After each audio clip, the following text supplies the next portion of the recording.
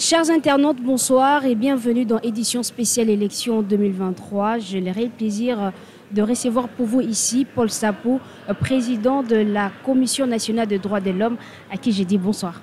Bonsoir. Alors, quel bilan faites-vous depuis les débuts de la campagne électorale jusqu'au scrutin qui s'est déroulé dernièrement?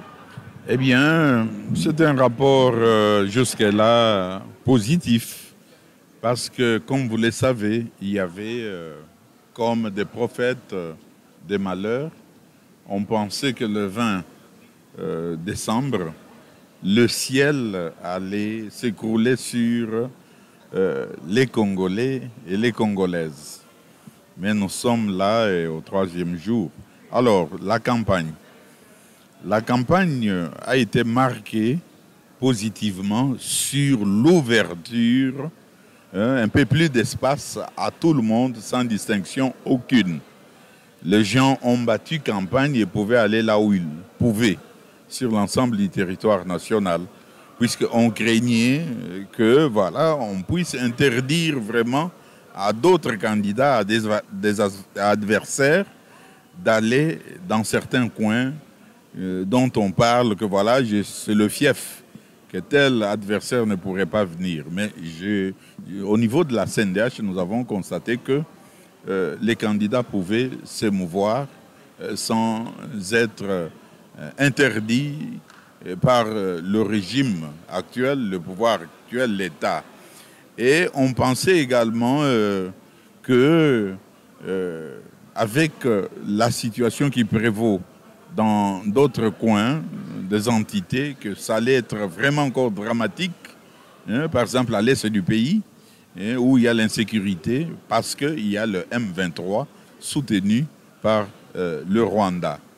Alors, mais il y a eu quand même aussi, pendant la campagne, il y a eu des faits que nous avons retenus, nous, du point de vue des droits humains, c'est la montée du discours de la haine, la montée du discours, des propos d'incitation à la haine entre les communautés. Et là, c'est quelque chose que nous avons minuté, nous avons enregistré, que nous allons davantage documenter, parce que ces discours-là de la haine a produit des mauvaises conséquences, a eu comme conséquence, par exemple, dans Malemba-Nkulu, où il y a eu mort d'homme. On a vu ça. On a vu qu'ailleurs où il y a eu ces discours-là aussi, il n'y a pas eu de suivi. Les gens ont continué à faire leur campagne. Alors nous, en tant que défenseurs des droits de l'homme, et si vous voulez, une institution qui doit promouvoir et protéger les droits de l'homme, nous avons mis l'objectif, notre objectif parmi nos objectifs, c'est de suivre tous ces acteurs des élections importants dans ces processus et noter tout ce qui peut conduire à des violations graves des droits de l'homme.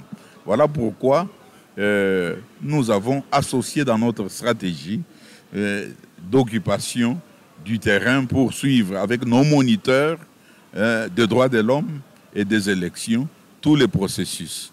Et donc, si nous disons que la campagne s'est bien passée, au-delà de tout ce qu'il y a eu comme dérapage, comme fait grave de violation des droits de l'homme, avec 2 candidats qui ont été tués, avec tout ce qui s'est passé, je répète encore comme à Malemba-Nkulu, nous pensons que les auteurs intellectuels et matériels de toutes ces violations des droits de l'homme doivent être poursuivis. Et dans notre stratégie, je reviens encore là-dessus, nous travaillons avec la Cour de cassation à travers son parquet. Le parquet, près la Cour de cassation qui nous a désigné un haut magistrat qui devra documenter, analyser et suivre avec nous de répréhension par la loi, électorale et les autres textes, lois, etc., pour que ces gens répondent un jour devant les cours et tribunaux.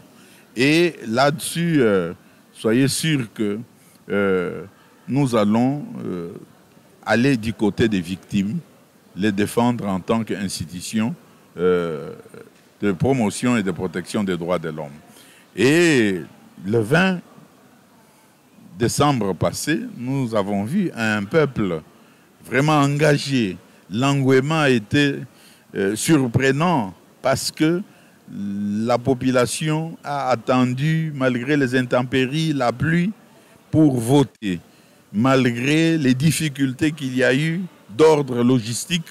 Mais ces gens sont là, et dans le 80 jours, tel que l'est dit la loi, la Constitution, bon, ils ont exercé leurs droits, plutôt on a respecté leurs droits, et ces populations qui n'avaient pas voté sont en train de voter. Et c'est presque terminé. Maintenant, nous sommes à l'étape, si vous voulez, de compilation de résultats, des données, par exemple dans ces centres où nous nous trouvons. Donc c'est un bon signe, au-delà de difficultés qui n'ont pas une incidence grave sur l'intégrité, si vous voulez, du processus lui-même. Mais ce que nous regrettons aussi, c'est le fait qu'il y a des menaces, par exemple, de certains de nos compatriotes qui veulent nous retourner, si vous voulez, à la pratique de conquête de pouvoir par la force.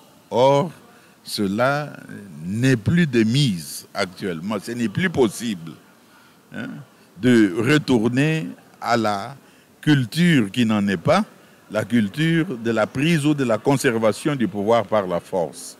Donc voilà ce que nous condamnons. Nous condamnons aussi l'utilisation des enfants. Vous avez vu cet enfant-là qui est presque mourant, à côté d'une machine à voter. Et je crois que c'est à Miabi, dans le Kasaï oriental. Et nous demandons vraiment aux institutions habilitées pour poursuivre ce genre de cas, de mener des enquêtes avec nous pour que les auteurs matériels, les auteurs intellectuels répondent devant la justice. Alors, oui. Mais pourquoi la CNDH reste silencieuse devant les violences, dont des morts, des blessés en marge du vote? Nous sommes une institution. Nous enregistrons, nous enquêtons, nous envoyons les dossiers devant les cours et tribunaux. Je vous ai dit que dans notre démarche pour les élections, nous allons certainement remettre un dossier bien compulsé avec tous ces cas pour demander que justice soit faite. À quel moment? Eh bien, nous le faisons pour le moment. Nous, on n'a pas la force d'aller prendre les délinquants. On n'a pas cette force. Il y a d'autres structures qui doivent agir. Structures étatiques. Nous les faisons. Et au bout de lorsque nous aurons terminé notre rapport d'enquête, nous allons encore le rendre public et demander que justice soit faite, etc. C'est ça l'élément nouveau que nous avons dans ces processus. Parce que regardez par exemple l'utilisation parfois abusive de l'Internet, ce que nous recevons comme information. C'est plein aussi de diffamations, des choses comme ça. Et voilà, la différence, c'est que nous avons vu que malgré tout ça, l'Internet fonctionne. Mais par le passé, c'était aussi difficile.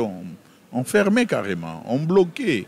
Alors, c'est cette dimension-là qui nous fait dire qu'il y a des éléments positifs qu'il faut reconnaître dans ces processus, malgré, si vous voulez, des difficultés logistiques que la CENI a dû connaître et que nous avons tous regretté. Mais les éléments positifs sont plus nombreux que ces difficultés, encore une fois, qui n'ont pas une incidence ou une conséquence majeure par rapport à l'intégrité du processus lui-même. Je suis tentée de savoir à quel moment sera disponible ces rapports d'enquête. Eh bien, attendons encore, mais pour le moment, il est prêt, ce rapport. Au moins, ce rapport va identifier les acteurs. Ces gens ont parlé, ces candidats ont parlé, et d'autres ont menacé. c'est bien enregistré et attendons le moment qu'il faut pour publier ces rapports d'abord et surtout, je profite de votre micro pour demander, par exemple, à ceux qui veulent manifester, c'est leur droit. J'ai appris qu'il y a des candidats. Oui. Il y a déjà des appels à des manifestations lancées par des candidats, présidents de la République. Alors, est-ce que la CNDH ne redoute pas des violences après l'annonce de résultats provisoires ou même définitifs? Je ne pense pas qu'il y aura des troubles dans ce pays lorsqu'on va annoncer les résultats. La population va vaquer à ses occupations. Mais si ceux qui veulent manifester, c'est leur droit. Mais pourquoi n'avoir pas attendu qu'on arrive à un moment donné, qu'on annonce les résultats, par exemple, pour manifester? C'est bien, si la manifestation est pacifique, c'est s'il y a des rapages, vous voyez dans quelle confusion on se trouverait. Puisqu'en ce moment-là, on peut les qualifier ou bien les accuser, ces partis, ces personnes, ces candidats qui veulent marcher, par exemple, d'ici là. En ce moment-là, si il y a des dégâts, il y a du désordre, il y a des violations des droits de l'homme, il risque de porter la responsabilité. Mais nous, la CNDH, nous allons nous déployer, nous allons monitorer, voir un peu ce qui va se passer lors de cette marche-là, du côté des manifestants et du côté de ceux qui sont appelés à protéger, si vous voulez, à réprimer ou maintenir l'ordre lorsque l'ordre serait troublé. Je pense que voilà notre attitude et notre travail, puisque c'est ça, aussi faire protéger, promouvoir et protéger les droits de l'homme. Alors, qui est une des tâches de la principale, bien sûr, de la CNDH. Alors, tout à l'heure, j'ai dit que vous étiez président de la Commission nationale des droits de l'homme, mais est-ce que vos actions sur terrain sont vraiment efficaces? Bon, je pense que c'est maintenant les gens commencent à comprendre qu'il y a une CNDH qui existe, qui travaille avec des moyens qui sont le sien et qui pourront nous permettre aussi, si l'État congolais, dans son budget, pense à ce que ce travail soit fait pour l'intérêt de tous. Je pense que avec une telle prise de conscience, nous ferons notre travail convenablement comme nous le faisons et nous irons vers la population pour l'éducation aux droits de l'homme et tout le monde sentira que oui, il faut cette présence de cette institution qui va conseiller le gouvernement au sens large du mot, les institutions sur ce qu'il faut faire pour promouvoir et protéger les valeurs de dignité humaine et les valeurs des droits de l'homme et de la démocratie. Alors, je pense que nous avons encore une tâche. Nous allons plus nous rapprocher de la base de la population pour comprendre les difficultés liées au non-respect de ces droits dans tous les secteurs, des entreprises et les droits de l'homme, les ouvriers, les patrons. Tout ça, il y a beaucoup de travail à faire dans tous ces secteurs-là. Et je pense qu'avec l'année après les élections, nous allons nous mettre davantage au travail puisqu'il y a du travail à gogo dans beaucoup de secteurs. Un message aux Congolais? Bien, c'est tout simplement d'attendre calmement et de ne pas céder à certains appels à la désobéissance civile, à certains appels de discrimination qui n'en sont pas, ces appels-là qui ne méritent pas d'être suivis, et de ne pas prêter oreille aux chantres, si vous voulez, aux prophètes de malheur, d'attendre sereinement la fin du processus électoral avec la proclamation par la CENI de résultats qui seront confortés, bien sûr, au niveau de la Cour constitutionnelle. Nous serons toujours présents. La CNDH, qui est la maison du peuple pour défendre ses droits, reste toujours ouverte. Venez, vous qui avez des plaintes, nous allons voir comment on peut vous assister. Alors, Actualité.cd vous dit merci pour cet entretien. Je vous en prie, merci.